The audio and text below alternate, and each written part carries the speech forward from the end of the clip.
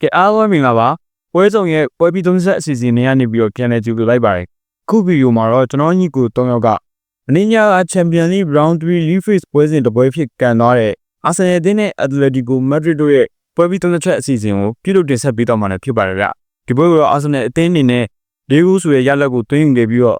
Atletico Madrid အသင်းကတော့ဂိုးမသွင်းနိုင်မဲနဲ့ Arsenal အသင်းကဂိုးပြတ်အနိုင်လို့ရယူသွားတာလည်းဖြစ်ပါတယ်မင်္ဂလာပါကိုလို့မင်္ဂလာပါဗျာမင်္ဂလာပါဗျဟုတ်ကဲ့ဒီလိုဆိုဒီပွဲကြောင်းပြောခင်မှာမင်းညာကကန်သွားတဲ့ Champions League ပွဲစဉ်တွေထဲမှာကြည့်မယ်ဆိုရင်အစောဆုံးကန်သွားတဲ့ဘာစီလိုနာအသင်းနဲ့ Olympia ကိုလိုကိုစဉ်မှာဘာစီလိုနာအသင်းက6ဂိုးတပိုးဆိုရရလနဲ့အနိုင်ရရှိတော့တွေ့ရပြီးတော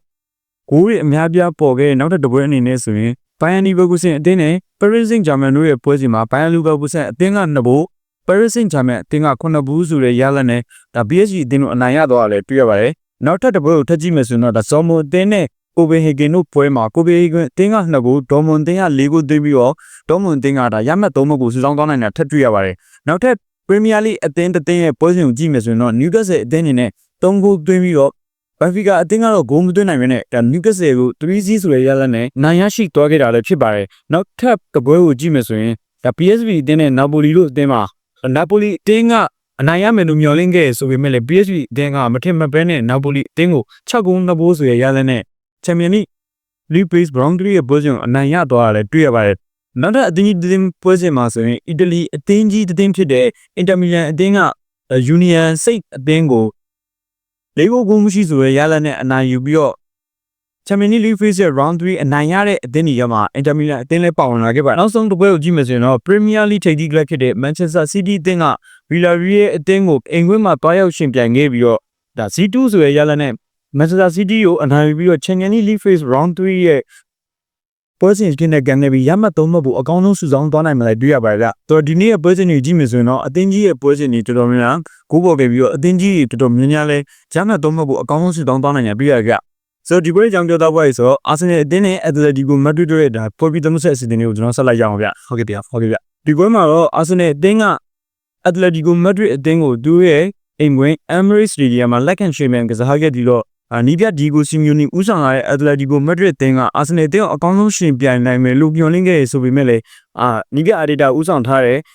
Arsenal အသင်းကအဲ့တဲ့အသင်းကိုဒါဂိုးပြတ်အနိုင်ရလက်နဲ့ဒီဂိုးမရှိဆိုရရလက်နဲ့အနိုင်ရသွားခဲ့ရတွေ့ရတယ်ကဒီပွဲမှာကြည့်ရမယ်ဆိုရင် Arsenal အသင်းကပထမပိုင်းမှာတော့ဒါအကောင်းဆုံးပုံစံနဲ့လှုပ်ရှားခဲ့ရဆိုပေမဲ့လည်းဘိုးရလက်တော့မရခဲ့ဘဲနဲ့ဒါဒုတိယပိုင်းကြာမှာဂါဗရီရဲ့ဒါဆပ်ပီးစ်ကနေခေါင်းတိုက်တဲ့တွင်းကိုပထမဆုံးအခွင့်ကိုရတယ်ပြီးတော့ကျွန်တော်မာတင်နယ်လီရဲ့လက်ပါရဲ့တောင်းတဲကိုကန်ချက်နဲ့အတူနောက်ထပ်2ဘိုးတော့ဒါယောဂရက်ရှာအကောင်းဆုံးအဆုံးသက်ပြီးတော့၄ဂိုးဂုံးရှိဆိုရရနဲ့အဆုံးသက်ပြီးတော့Champions League Phase Round 3ရဲ့ရမှတ်3မှတ်ကိုအပေါင်းဆုံးစုဆောင်သွားနိုင်ခဲ့ကြအာဆင်နယ်အသင်းအနေနဲ့ Champions League 3ပွဲကစားပြီးတဲ့အချိန်မှာ3ပွဲလုံးဒါပေးကိုလုံးဝမရှိဘဲနဲ့3ပွဲဇက်တိုက်ကလင်းရှိနိုင်ကိုရယူပြီးအကောင်းဆုံးရှေ့ဆက်နေတဲ့အနေထားကိုတွေ့ရတယ်ဗျ။ဒီအာဒီတာအနေနဲ့ Atletico Madrid အသင်းဒါဒီဘိုစီမီနီကိုလက်ခံရှင်ပြန်ကစားခဲ့တဲ့လေးဘိုဂိုးမရှိဆိုရရလက်နဲ့ပတ်သက်ပြီးတော့ဒီပွဲပေါ်အမြင်နဲ့ကိုစိုးတိချက်တာပုံသက်ကြည့်ပါမယ်။ဟုတ်ကဲ့ဗျာ။ဟုတ်ကဲ့ပါကိုကျွန်တော်တို့ဒီပွဲစဉ်ကိုကြည့်မယ်ဆိုရင်ဒါပေတက်တယောက်အနေနဲ့ပေါ့နော်။ဒါမျော်လင့်မထားတဲ့ရလက်တစ်ခုဂိုးပြတ်နိုင်ပွဲတစ်ခုတော့ထင်မိပါရဲ့ကို။ကျွန်တော်ဘာဖြစ်လို့လဲဆိုတော့နီးပြအာဒီတာဆိုရင်ဒါချန်ပီယံလိဂ်မှာအဆင့်လာရှိပြီးတော့ဂိုးသွင်းရခက်ခဲတဲ့စီမီယိုနီရဲ့အတတီကိုမတ်ထွေအတင်ကိုဘိုးပြက်နဲ့ဖက်ဘက်ကနေအတာစီရယူပြီးတော့အကောင်းဆုံးပုံစံနဲ့နိုင်ပွဲ3မှတ်ရယူသွားတာဗျတက်တယ်ဗျနောက်တစ်ချက်ကကျွန်တော်တို့ကြည့်မယ်ဆိုရင်တက်စစ်မှုဂီတာယောဂရာဆိုရင်ဒါသူ့ရဲ့ဂိုးပေါက်ပြောင်းနေမှုအကောင်းဆုံးပုံစံစတေကို2ကိုနဲ့ဒီပွဲစဉ်မှာဒါအဆုံးသက်သွားနိုင်တယ်လို့တွေ့ရတယ်နောက်တစ်ချက်ရှိတာကျွန်တော်တို့တက်စစ်မှုမာတင်နယ်လီဗျကျွန်တော်မာတင်နယ်လီဆိုရင်သူပရီးမီးယားလိဂ်မှာဒါပွဲထွက်ခွင့်မရပေမဲ့လို့ချန်ပီယံလိဂ်မှာဆိုရင်ဒါချန်ပီယံလိဂ်3ပွဲကစားပြီးချိန်မှာဒါ3ပွဲဆက်ဘိုးသွင်းထားနိုင်တာကတော့သူ့ရဲ့အကောင်းဆုံးဆွမ်းဆောင်ရည်လို့ပြောရမယ်ဗျဟုတ်တယ်ကဲဒီပွဲစဉ်တွေကခြုံငုံပြီးတော့သုံးသပ်ရမယ်ဆိုရင်အာဆင်နယ်အသင်းအနေနဲ့ချန်ပီယံလိဂ်လီဂ်3ပွဲကစားပြီးချိန်မှာ3ပွဲစလုံးကို clean sheet နဲ့အတူအကောင်းဆုံးပုံစံတွေနဲ့ရှေ့ဆက်နေတာတွေ့ရတယ်။ဆိုတော့ဒါအနီးပြအာဒီကာရဲ့အာဆင်နယ်အသင်းအနေနဲ့ဘယ်အတိုင်းအတာတစ်ခုထိဒါဆွမ်းဆောင်ပေးနိုင်လဲဆိုတော့စိတ်ဝင်စားစရာစောင့်ကြည့်ရမှာဖြစ်တယ်ဗျ။ဟုတ်ကဲ့ဗျာ။ဟုတ်ကဲ့ဗျာဒီလိုဆိုတော့ဒါ Emirates ကွင်းမှာဒါ Atletico လာရောက်ရှင်ပြန်ပြီးတော့ Arsenal အသင်းလေးကိုဂိုးမရှိဆိုတဲ့ရလနဲ့အနိုင်ရရှိသွားတဲ့ပုံမှာကိုတိုနီအငယ်တွေကိုလည်းတခြားတော့သုံးသပ်ကြည့်ပေးပါဦး။ဟုတ်ကဲ့ဟုတ်ဟုတ်ပြီအာဆင်နယ်တင်းကကျွန်တော် Channel League Phase Round 3ရဲ့ဒါပထမညပွဲစဉ်ပြီးမှတော့သူ့အနေနဲ့အိမ်ဘက်မှာပဲ Atletico Madrid တင်ကို၄ဂိုးကိုမရှိရဲ့နိုင်ရရှိခဲ့ပြီးတော့ဒါ Champions League အဆင့်မှာဒါပေးကိုမရှိရမဲ့ဖြစ်နေသူ့အနေနဲ့အဆင့်3ကိုဒါယာယီတက်နိုင်ခဲ့တာမြင်ရတယ်။ Champions League ဒါ League 3 Round 3ပွဲစဉ်ပြီးမှဒါပေးကိုမရှိရဲ့အသင်းဆိုလို့ဒါအာဆင်နယ်တင်းနဲ့ အင်တာမီလန်တင်းနဲ့တင်းမင်းရှိတာကျွန်တော်တွေ့ရတယ်က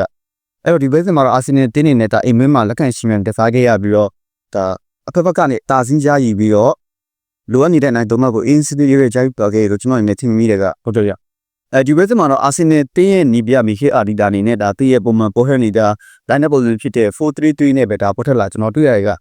အဲ့ဒါကိုတော့ညမှာဆိုရင်တော့ဒေးဗစ်ဘာယာနောက်10ရောက်နေမှာဆိုလို့ရှိရင်တင်မာဆာလီဘာဂါဘရီယယ်နဲ့လူးဝစ်ကယ်လီဒီ၄ယောက်ပေါ်ထက်လာပြရပြကိုနဲ့တော့ညမှာဆိုလို့ရှိရင်တော့စူပါမန်နဲ့ဒီကလန်ရိုင်းနဲ့ဒါ SC ကပေါ်ထက်လာကျွန်တော်တွေ့ရပြ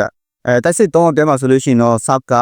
ာယောပရက်မာတင်နယ်လီဒီတိုက်စစ်တော့တော့ပေါ်ထက်လာပြဒီဘက်ကျမှတော့အာဆင်နယ်တင်းနေတဲ့ဒါဘလုံးပါဆာမီဂျာကန်လုံးမှာတော့50ရာခိုင်နှုန်းနဲ့အဒလီဝမက်ထရစ်က49ရာခိုင်နှုန်းရှိခဲ့ပြီးတော့ဘလုံးပါဆာမီယာဆိုရင်တော့ဒါများများဆဆပွားချက်မရှိလို့ပြောလို့ရရကကိုဘောက်ကန်နူးပိုင်းမှာဆိုလို့ရှိရင်တော့ဖာဆင်နယ်တင်းက19ချိန်ကိုဘောက်ကန်တင်းခဲ့ပြီးတော့10ချိန်ကိုဘောက်တဲခဲ့တဲ့အချိန်မှာဒါ၄ခုရခဲ့ရကအဲ့တဲ့အဒလီဝမက်ထရစ်တင်းရတော့ဒါကိုဘောက်17ချိန်ကန်ခဲ့ပြီးတော့ကိုဘောက်တစ်ချိန်ပဲကိတ်ခဲ့ပြီးတော့ဒါသူ့အနေနဲ့9ရရှိခဲ့ခြင်းတော့မရှိဘူးရဟုတ်ပြီအဲ့တော့ဒီ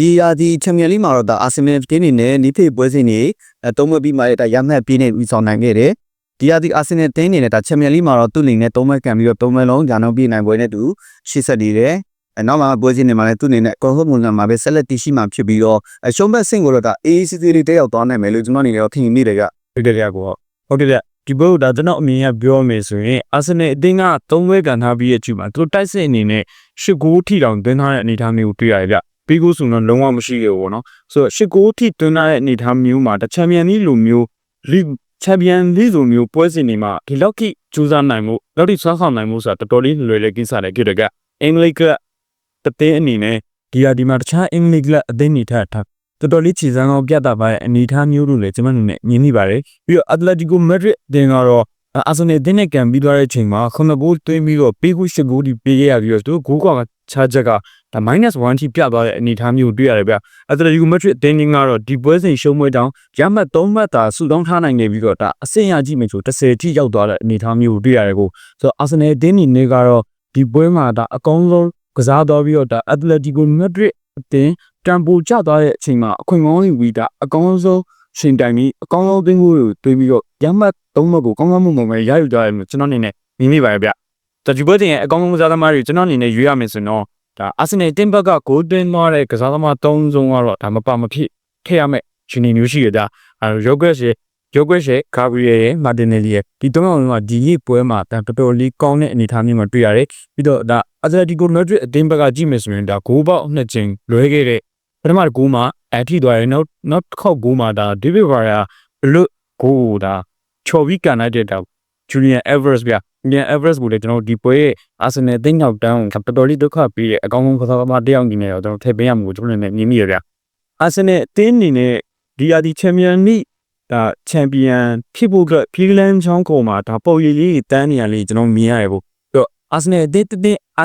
င်းအနေနဲ့ဒါအင်္ဂလိပ်ပရီးမီးယားလိအသင်းအနေနဲ့ကျွန်တော်ဒီအာဆင်နယ်အသင်းကိုပေါ့နော်ဒီချန်ပီယံလိမှာချန်ပီယံလောင်းအသင်းဖြစ်တတ်မှတ်လို့ရပြီလားမရသေးဘူးလားဆိုတော့ကျွန်တော်နောက်ထပ်လာမယ့်ပွဲစဉ်တွေမှာစိတ်လို့ရှားပါစောင့်ကြည့်ရမှာလည်းဖြစ်တယ်လို့ကျွန်တော်မြင်မိကြရပေါ့ဟုတ်ကဲ့ဗျာဟုတ်ကဲ့အာဆင်နယ်အသင်းအနေနဲ့ကတော့ဒါချန်ပီယံလိပွဲပြီးသွားတဲ့နောက်ဒါနောက်ထပ်တစ်ပွဲအနေနဲ့ကတော့ကျွန်တော်ပရီးမီးယားလိပွဲစဉ်ဖြစ်တဲ့ Crystal Palace အသင်းကို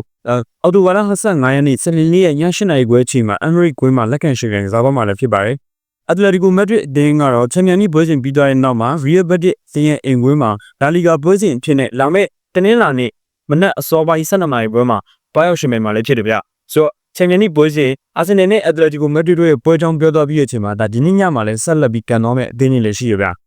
ဟုတ်ကဲ့ဗျဒါချန်ပီယံလိ League Phase Round 3ရဲ့ဒုတိယမြောက်နေ့ဖြစ်တဲ့ဒါကစားသွားမယ့်အကောင်းဆုံးပွဲစဉ်တွေကျွန်တော်အနေနဲ့ရွေးချယ်ပေးရမယ်ဆိုရင်တနင်္လာနေ့ပွဲမှာကန်သွားမယ့်ပွဲတွေဖြစ်တယ်ဗျဒီပွဲတွေမှာကြည့်မယ်ဆိုရင်ဒါဂျာမန်ဘလူးဘိုင်ယန်မြူးနစ်နဲ့ကလပ်ဘူဂီလိုကန်သွားမယ့်ပွဲစဉ်တွေဖြစ်တယ်ဗျနောက်ထပ်တစ်ပွဲကတော့ဒါပရီးမီးယားလိအသင်းကြီးပွဲစဉ်တစ်ပွဲဖြစ်တဲ့ဆက်စီးနဲ့ ISU ရဲ့ပွဲစဉ်တွေဖြစ်တယ်ဗျနောက်ထပ်တစ်ပွဲကိုထည့်ကြည့်မယ်ဆိုရင်တော့ဒါလက်ရှိပရီးမီးယားလိချန်ပီယံအသင်းရဲ့ပွဲစဉ်တစ်ပွဲဖြစ်တဲ့ဖရန့်ဘတ်နဲ့လီဗာပူးရဲ့ပွဲစဉ်တွေဖြစ်တယ်ကိုနောက်ထပ်တစ်ပွဲကတော့ဒါလန်ဒန်တက်ဖာကြီးအသင်းဖြစ်တဲ့ဒါတော်တန်ဟော့စ်ဘာနဲ့မိုနာဂိုတို့ရဲ့ပွဲစဉ်ဖြစ်ပြီးတော့နောက်ဆုံးအကောင်းဆုံးပွဲစဉ်ကတော့ကျွန်တော်